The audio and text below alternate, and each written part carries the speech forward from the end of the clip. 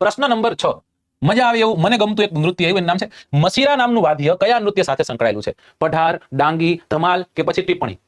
પઢાર, ડાંગી, ધમાલ કે પછી ટિપ્પણી? હવે ઓકે, ચલો સાચો જવાબ શું દોસ્તો? સાચો જવાબ છે ધમાલ.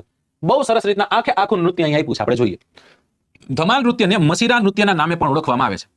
રાસ ન હોય તેવું આ એક નૃત્ય છે. સીડીઓનું ધમાલ નૃત્ય. આ સીડી પ્રજા ક્યાંની છે? તો કે મૂળ આફ્રિકાની છે. 16મી સદીમાં પોર્ટુગીઝોની સાથે આફ્રિકાથી આવી અને જંબુર ગામે વસ્યા. જંબુર ગામમાં 50 થી 70 સીડીની વસ્તી છે. હાલ તો વધારો થયો છે. આ ગામ સૌરાષ્ટ્રના નાના આફ્રિકા તરીકે જાણીતું છે. આફ્રિકાની આદિ સંસ્કૃતિને જો કોઈ વિશેષ તત્વ જળવાયું હોય તો સીડીઓનું એક ધમાલ નૃત્ય છે એ આપણને જોવા મળે છે. આમ તેઓ મૂળ આફ્રિકાની એક નૃત્ય છે. નૃત્યનું નામ છે ગીલ નૃત્ય. આ ગીલ નૃત્ય એક સ્વરૂપ છે જેને તેઓએ જાળવી રાખ્યું છે. અહીંયા આપ જોઈ શકો છો આ બધા કવિ, અહીંયા જે બધા કવિ તમને દેખાય આ બધા જ સીધી લોકો છે, બરાબર. ઉપર નાળિયેર હોય, નાળિયેરને ઘા કરે, માથાથી નાળિયેરને ફોડે અને આગ પ્રગટેલી હોય, મસ્ત રીતના એક નૃત્ય છે. નૃત્ય ક્યાંક થતું જોવા મળે.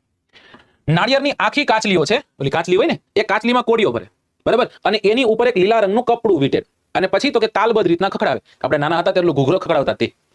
કદાચ તમે પ્રાર્થનામાં તમને સંગીત તમારું સારું ન હોય, ઘૂઘરો વગાડવા ન દીધું, ઘૂઘરો વગાડવા ન દીધું એનો મતલબ ચોખ્ખું થઈ ગયું કે સંગીતને તમારે છત્રીનો આંકડો છે. નકર છેલ્લે ઘૂઘરો તો વગાડવા દે. હું તો એમ જ કહું આવી રીતના ઘૂઘરા વગાડવાના હોય, જીના જીના ઘૂઘરા વાગતા હતા, બરાબર. આવી રીતના ઘૂઘરો વગાડવાનો હોય.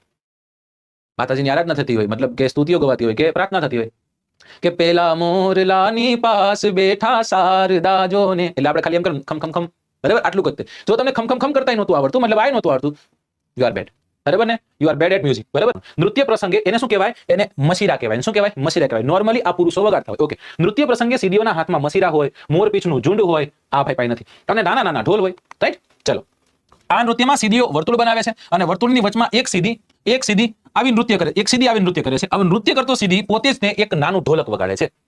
કૂદકા, ત્યારબાદ છે શરીરના વળાંકો લઈ અને નૃત્ય થાય. ઢોલકી વગાડતા વગાડતા સીડીઓ ગીત ગાતા જાય છે, બરાબર. અને ગીતની સાથે સાથે હાઉ હાઉ હો હો, હાઉ હાઉ હો હો, આવા બધા અવાજ પણ કાઢતા હોય છે.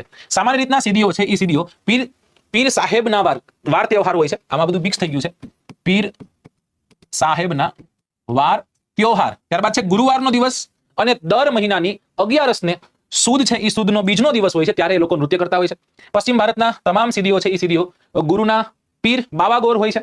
આ પ્રસંગે વગાડવામાં આવતા જો કદાચ શું કહેશું આપણે ઇન્સ્ટ્રુમેન્ટ્સની વાત કરીએ તો એક હોય છે મુસીરા, બરાબર. પછી જે નાનકડી ઢોલકી હોય ધમાલ કહેવાય, અને સ્ત્રીઓ જે વગાડતા હોય આપણે શું કહેવાય? આપણે સેલાની અથવા તો માઈ મિશ્રા કહેવાય.